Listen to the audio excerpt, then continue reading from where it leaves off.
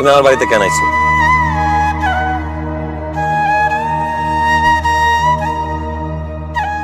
শাহিন, আমি তোমার কাছে একটু আশ্রয় চাই। তুমি আমার কাছে আশ্রয় চাইতেছো? আমার ছোট্ট টিনের ঘর, এই ঘরে তোমার বাড়ি চাকর বাকরও থাকে না, সেখানে তুমি বড়লোক বাপের বড়লোক মেয়ে হয়ে আমার কাছে আশ্রয় চাইতেছো কেন?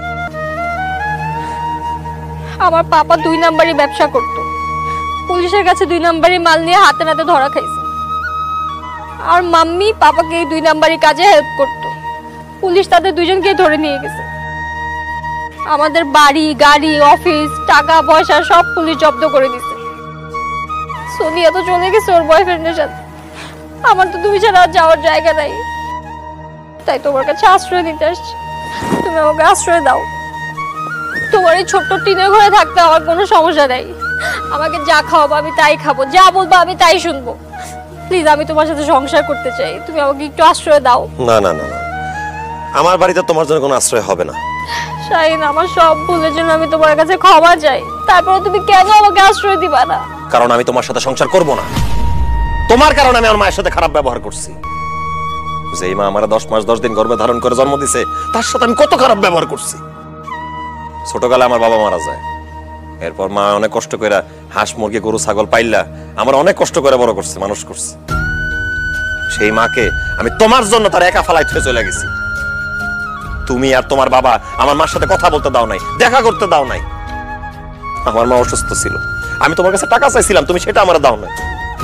এত কিছুর পরেও তুমি কেমনে ভাবলা আমি তোমার সাথে সংসার করব? শাহিন, আমি ভুল করছি, তুমি মাকে ডাক দাও, আমি মার কাছে ক্ষমা চাইবো। আমার মায়ের কাছে ক্ষমা চাইবা তুমি? আমার মা তো আর নাই, আমার মা মইরা গেছে বিনা চিকিৎসায়। দুইকা আমার মা খায়া না খায়া মারা গেছে। আমার মা আমার কইছিল বড়লোক শ্বশুর বাড়িতে বড়লোক হইতে গিয়া আমি যেন ওই বাড়ি চাকর না হয়ে যাই। আমি তখন বুঝতে পারি নাই, কিন্তু আমার মা ঠিক কথাই কইছে, আমি ওই বড়লোক শ্বশুর বাড়িতে বড়লোক হইতে গিয়া চাকর হয়ে গেছিলাম।